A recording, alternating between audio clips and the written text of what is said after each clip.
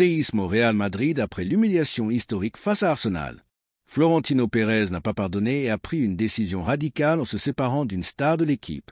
Oui, vous avez bien entendu, l'ambiance à Valdebebas est explosive et le vestiaire est devenu un véritable champ de bataille. Qui a été écarté? Pourquoi maintenant? Et quelles sont les répercussions pour l'avenir du club?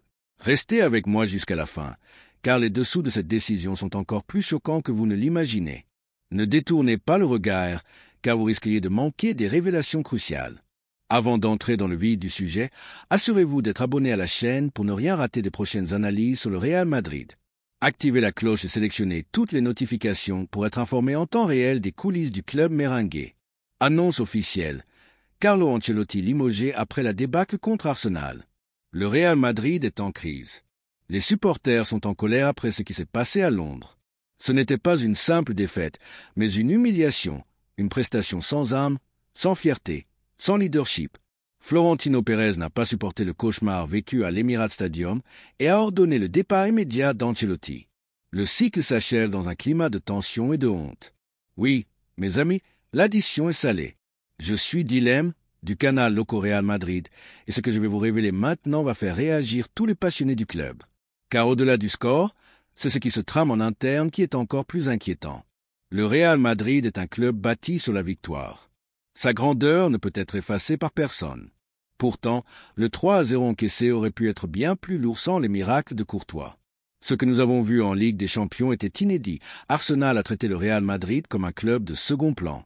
Et derrière cette débâcle, un seul responsable, Carlo Ancelotti. Le coach italien a échoué, et cette fois, il ne pouvait plus se cacher. Faire entrer Lucas Vazquez alors que l'équipe sombrait, ce n'était pas du courage, mais du désespoir. Au pire, l'obstination d'un homme ayant perdu le contrôle. Écrivez Modric est éternel dans les commentaires si vous croyez encore que l'entraîneur pouvait sauver cette équipe. Mais Ancelotti n'est pas le seul fautif. Florentino Pérez a aussi sa part de responsabilité. L'homme qui a bâti un empire galactique voit son œuvre s'effondrer. Il a oublié qu'une équipe se construit d'abord par la défense, et aujourd'hui, la défense madrilène est une passoire. Encore une fois, l'équipe a été battue sur le terrain. Militao est blessé depuis novembre et n'a jamais été remplacé. Plutôt que d'investir, le président a préféré croire aux jeunes du centre de formation. Écrivez amener Mbappé si vous voulez un renfort capable de tout changer. La frustration grandit chez les supporters. Les voix s'élèvent contre la direction. Vinicius, Bellingham et d'autres cadres réclament des changements et du respect pour l'identité du club. Ils ne peuvent plus tolérer des choix incompréhensibles, comme voir Lucas Vazquez et Fran Garcia titulaires alors que Brahim Diaz et d'autres talents restent sur le banc. Ancelotti n'a pas seulement perdu son vestiaire. Il a perdu la connexion avec les fans. Et lorsqu'un entraîneur en arrive là, il n'y a plus de retour en arrière. Écrivez Endrick et l'avenir si vous croyez que le jeune Brésilien peut apporter une lueur d'espoir. La situation est si critique que même en interne, le chaos règne. Mbappé est mécontent. Vinicius menace de ne pas prolonger sans un coach compétent. Bellingham est frustré. Camavinga semble perdu. Et même Valverde, d'ordinaire infatigable, semble déboussolé. Le vestiaire est devenu un champ de mines. Madrid n'a jamais été dans un tel état. Florentino a tenté de corriger l'erreur, mais trop tard. Il a remercié Ancelotti alors que la catastrophe était déjà consommée. Il a fait appel à Santiago Solari pour assurer l'intérim. Mais soyons honnêtes, Solari n'est pas l'homme de la situation. Il tentera de limiter les dégâts jusqu'en juin, mais l'espoir de renverser Arsenal est déjà envolé. Même les plus optimistes n'y croient plus, et c'est un constat douloureux. Écrivez Bernabéu est notre forteresse si vous pensez que l'équipe peut au moins sauver son honneur à domicile.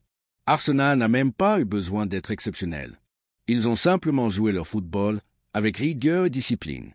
Pendant ce temps, le Real Madrid ressemblait à un groupe de joueurs n'ayant jamais joué ensemble. Tout a dysfonctionné. L'attaque, le milieu, la défense. Bellingham était muselé, Modric et Kroos épuisés, Vinicius et Mbappé inexistants. C'était une démonstration de football moderne contre une équipe figée dans le passé. Inacceptable. Écrivez jamais de doute, Real, si vous croyez que le club retrouvera sa splendeur.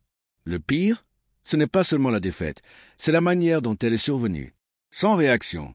Ancelotti, assis sur le banc, paraissait impuissant, tandis que Florentino observait le naufrage qu'il a contribué à créer. Le Real Madrid, synonyme de grandeur, semble aujourd'hui un géant endormi. Et pour ceux qui aiment ce club, c'est insupportable. L'avenir du Real Madrid dépend maintenant des décisions qui seront prises, le choix du prochain entraîneur, les renforts et surtout le retour d'une mentalité de champion. Écrivez "L'avenir est blanc" si vous croyez que cette génération peut restaurer la gloire du Santiago Bernabéu. Si vous voulez en savoir plus sur les coulisses du club, les mouvements de Florentino et les prochaines décisions, abonnez-vous à la chaîne et activez les notifications. Car, mes amis, la révolution a commencé. Et seuls ceux qui restent informés seront aux premières loges pour assister à ce tournant historique.